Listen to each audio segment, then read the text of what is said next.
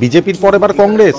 স্থায়ী সরকারি কর্মী থাকা সত্ত্বেও ভোট গণনার কাজে অস্থায়ী সরকারি কর্মীদের নির্বাচনে গণনার কাজে ব্যবহার করা হচ্ছে।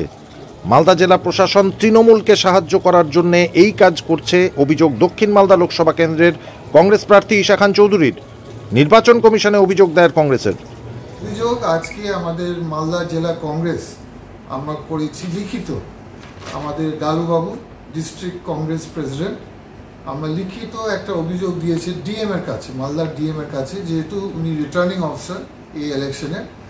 ওনার কাছে আমরা বলেছি যে এই ইলেকশনে আমাদের কাছে খবর এসছে যে উনি কাউন্টিং সেন্টারের ভিতরে অনেক টেম্পোরারি এবং কন্ট্রাকচুয়াল ওয়ার্কার উনি ইউজ করবেন কালকে কাউন্টিংয়ের সময়।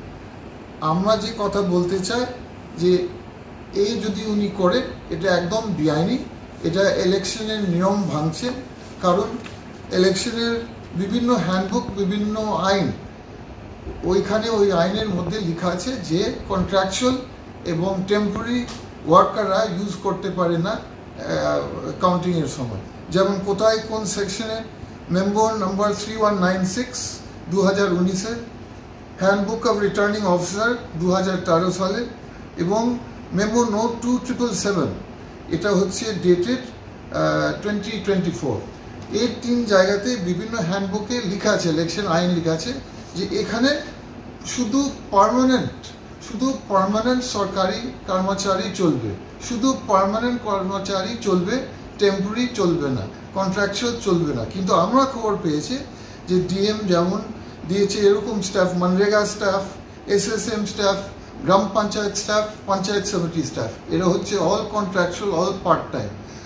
নিয়ম লেখা আছে যে ফুল টাইম কে লাগাতে হবে ডিএম সাহেব, বিভিন্ন ফুল টাইম ওয়ার্কার, সরকারি ওয়ার্কার, পিএসইউ থাকতে পারে, রেলওয়ে কর্মচারী থাকতে পারে, এলআইসি কর্মচারী থাকতে পারে, কিন্তু সবাই থাকতে হবে ফুল টাইম, মানে পার্ট টাইম টেম্পোরারি চলবে না, কন্ট্রাকচুয়াল চলবে না, আমি বারবার বলছি। এবং সে কাউন্টিং হলের মধ্যে, কাউন্টিং হলের ভিতরে category A to C permanent type থাকতে পারে, পার্মানেন্ট কর্মচারী, সরকারি কর্মচারী। আর যারা মেশিন হ্যান্ডলিং করবে, ভোটিং মেশিন, তাদের কমসে কম group D, A to group D থাকতে পারে, ডিও থাকতে পারে।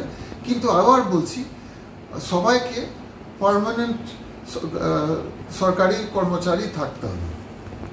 আর ব্যুরো রিপোর্ট, সংবাদ বাংলা টিভি।